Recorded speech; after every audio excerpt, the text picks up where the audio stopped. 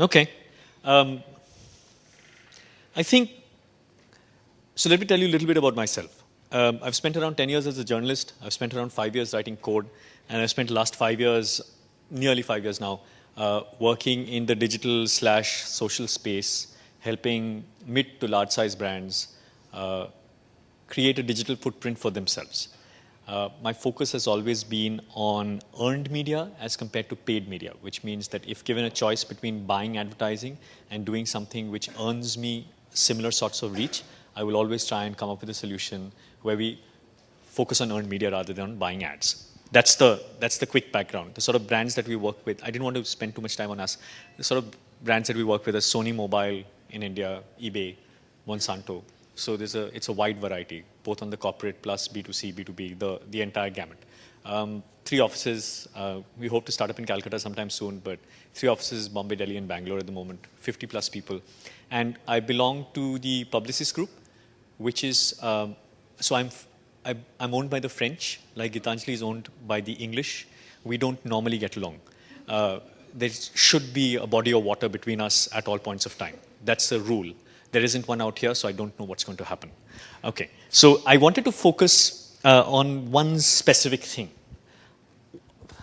I think one of the things that we try to do as a brand almost all the time is try to suggest to our audiences, the people who we want should buy our products, the people who work with us, the people we meet at our clubs in the evenings, that the brand that we work for, the brand that we do all our work for, is significant, that it matters, that it is of value. Right? It is important for us ourselves to believe that, to feel happy about going into work every day. Okay, so the reputation of a brand is fundamental to the brand itself. More than the logo, more than all of those things put together. Forget about all that collateral for a minute. But a brand boils down to what it represents, right? What we can believe about it. So I just wanted to focus on reputation and the future of reputation as pertains to brands. I don't want to get into anything else. Can you hear me now? Yes. Okay. Stop me and please ask questions also in between. Jump up. Please don't take me too seriously as well. I don't take myself seriously, so there's no point in you taking me seriously. The ideas out here, those are worth talking about. Me, no. Okay, so reputation. This is the dictionary definition. It's a noun. I think the one thing that we should focus on is that instead of saying that there's some sort of fact, we have to focus on the fact that it's a widespread belief, which means that until and unless we believe, it doesn't matter what the truth is, it matters what people believe about it, right? So it's perception as compared to fact. That's reputation. So we may be, for instance, you may believe that the food out here is better than the food everywhere else. That belief may have nothing to do with the fact that there may be a 3-star Michelin restaurant right down the road that you don't know about. So belief is fundamental out here, okay, not fact. Let's keep that in mind for a second. The second thing I want you to sort of keep in the back of your mind is fragmentation. So fragmentation, if you think about the world today, there is fragmentation across every possible sphere that a brand has to deal with. Whether it's your audiences, how they spend their time, and by they I should actually be saying how we spend our time. So the way we spend our time today is significantly different from how we spent our time 20 years ago. Media, so whether it's the number of channels that are out there or the kinds of media that are out there, so there's fragmentation out there as well. Culture and belief. And fragmentation of culture is interesting because if you think about it, today there are microcultures everywhere. Within Calcutta itself, it is not the homogeneous culture that used to be here in the 80s when I used to come here for my summer holidays when I was in school. It's very different today. Just walking down certain parts of the city, you get the sense that it is no longer one particular Calcutta culture that exists. There are multiple Calcuttas that exist within Calcutta itself. If you don't agree with me, we can talk about it. And I'd love to hear what your opinion on this. Plus you're non-communist now, so this should make it even more interesting. There is also fragmentation of belief, and this I think is fundamental. For a while in the 90s, there seemed to be emerging a coherent right and a coherent left if you looked at the political dialogue within the country, and there was a centrist sort of an agenda out there as well. I don't think that's true any longer. I don't think there's a coherent right any longer. There are many rights. There are many centers and there are many lefts. And this fragmentation of belief isn't limited to politics or to religion, but to almost all of our beliefs. So even within the people that we spend a lot of time with, you'll notice that they believe different things about the same issue. It's not necessary that we all agree that there is a particular perspective that is the right perspective. Keep that in mind as well. So there's fragmentation as well. And that's a big problem. And we need to figure out how to deal with that, right? But what has that led to? So I believe that it's led to 3 possible futures for reputation. And I'm putting this out there. Like I said, it's a belief and this is not fact-based. It's based on some empirical research and some other research that we've done over the last 2 years. But even so, it's still very early. So I just want to take you through these things. And I'd love to know what you think about these 3 things as well. Future number 1 is a future of micro reputations. And this seems to be what all of us sort of agree on nowadays. That there is this group of people who are influencers. So people out there who have audiences. They could be traditional journalists like, let's say, a Rajdeep or an Arnab who have a massive podium to speak from every day at 9 o'clock in the evening. They could be people on Twitter who have a large following. So a Shashi Tharoor on Twitter with a large following. Or some other celebrity that we can think of. But these people we think of as influencers who can influence their own audiences, right? Now, for brands, their problem is that they have different reputations with different audiences, okay? And the way we sort of measuring it nowadays is to say, is the aggregate of all these reputations equal to something? Does it allow us to measure our reputation in some way or the other? Have you come across terms like positive sentiment and negative sentiment? Have any of your guys been talking about positive sentiment, negative sentiment? So just think about this way. If I were to look at all the mentions of your brand online in the last 1 week and offline in the last 1 week and say how many were positive mentions and how many were negative mentions. And if overall there are more positive mentions than negative mentions, we broadly turn around and say that we're doing a good job. The reputation of our brand broadly is positive. I think this is the sort of future that our understanding of reputation is somewhere out here at the moment. Okay. My question is, should we settle for a positive sentiment? And I don't have an easy answer for this question. We can sort of talk about it. I'd love to know what you think about this. Okay, future number 2. So one of the things that has become fairly clear is that there are audiences today that don't talk to each other. They don't spend any time with each other. They don't want to know that the other audience even exists. Let me give you an example. Look at the US political scene at the moment. There is an extreme left and an extreme right now. And on many, many, many issues, the two have such diverse opinions and such conflicting opinions. And those opinions, there doesn't seem to be any sort of middle ground out there. To the extent that they're not even talking to each other any longer. So if somebody from one group says X, there's a good possibility that people in the other group will not even hear that they've said that. So you have audiences today that are fragmented and living on islands and not talking to each other.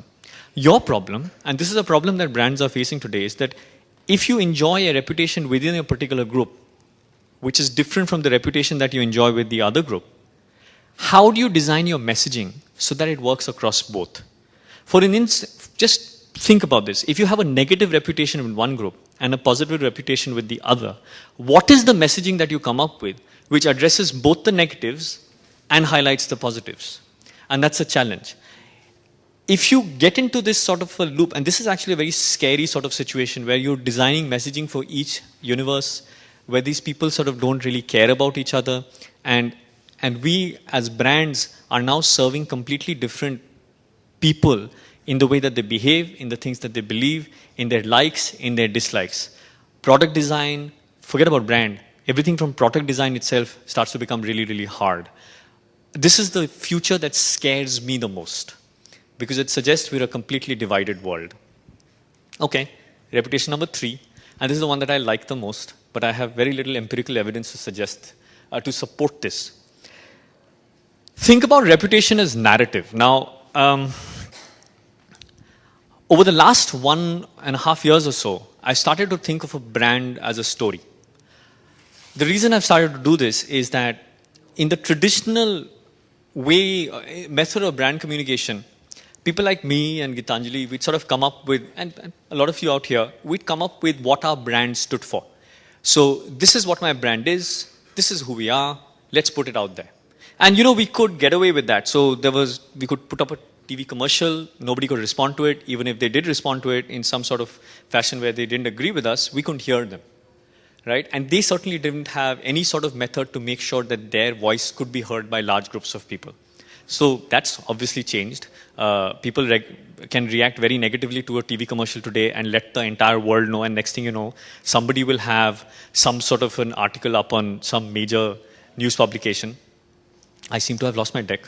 Okay, but I can keep talking. In that case, since we no longer control the communication, we can no longer control the content, how do we think of a brand? And I submit to you that we should think of a brand as a story. In my perspective, let's look at a brand like an Apple. How many of you know the entire Apple story from, let's say, the early 1980s till date? Is there anybody who doesn't? Because then I'm assuming that people who are keeping their hands down don't know the story from 1980 till date, from founding till date. Very quickly, Steve Jobs got fired in between. You may not have heard about this. But he got fired after Apple came out with a fantastic product. And then he came back to the company when Apple was about to nearly shut down. They had maybe 3 months of life left. And he resurrected the company. And it is today the most valuable company in the world. That is the story of a brand. And that story continues. If you start to think of your brand as a story and as a narrative, you suddenly get to this place where you say, I now need to stop thinking of my brand as a 3-act play with a beginning and end and a middle and an end, but something which continues without an end of some sort. And that in itself is a challenge because of 2 reasons. Number 1, what are the sorts of narrative structures that we use? And number 2, how do we measure it? How do you measure what the narrative structure or the narrative reputation of your brand is? I don't have an answer for that today. We're still doing some research on figuring out how to study a brand as a story and come out with some sort of metric to be able to measure that. Because if you can't measure it, then it's very hard to manage the whole process. But inherent in the thinking of brand as a story is a simple idea that you no longer control it, that the story will be repeated by other people, and that as they repeat it, the story will change because they will modify the story to reflect their own experiences, their own thoughts. So that's reputation as a narrative. Now, if I can get this to work, which it doesn't look like it's going to. Should I get just my own laptop? Okay, so I can finish. I can finish very quickly. There's only one last thought that I wanted to sort of put out there, and I'd love to know what you think about that. Is that, does reputation even matter any longer? Should we care whether people have nice things to say about us, or should we just do what we need to do without worrying about the negatives that people are putting out there? Let me ask you a question. Which was the last brand, I want you to think about this, which was the last brand that you mentioned in a conversation with a friend? Not at work, but with a friend. Okay? And let's go about this table by table, right? So I'm going to ask you, does everybody have a brand in their heads? Anybody who's still thinking about it? You know which brand you mentioned last to a friend? Okay. Yeah. So now if it's a mobile brand, all the Harley Davidsons, Ferraris, etc., cars, etc., everybody who's thought of something like that, please raise your hands. How many people thought of a car or a bike? What's the last? Okay. How many people thought of a mobile phone? Okay. How many people mention an Apple product? An iPad, an iPhone, iMac, something like that. That's 3. I'm going to come up with 2 more, and that should cover 80% of this audience. How many people thought of a luxury brand? An Armani, a Gucci, a Louis Vuitton, Sabyasachi, whatever qualifies in your head as a luxury brand. How many of you thought of a cosmetics or wellness brand, something that makes you either healthy or makes you look good? Okay. How many people thought of something besides that, which didn't get covered in these 5 brand categories? I've got 1, 2, 3, 4, 5, 6, 7, 8, 9, out of maybe 10. Out of 100 people in the room? That's around 10%, right? Okay, so here's so this is research that we did. We found that these are the 5 brand categories that people talk about. The only time that you mention your washing machine to a friend is when it isn't working. Or your air conditioner is when it isn't working. Otherwise, you're only going to talk about these 5 brand categories. So all those mentions, when you start to measure them, and if your brand isn't in one of these 5 brand categories, there's a good chance there'll be a lot of negatives out there because people have no reason to talk about your brand. So should you even be measuring mentions and positive sentiment, etc.? Or should we be measuring something else? Okay, I'll stop there. The last slide on the deck was the picture of a kitten. If I can find that, I'll put that up. But I'm going to open it up to questions from the audience, and we're going to ask each other questions as well.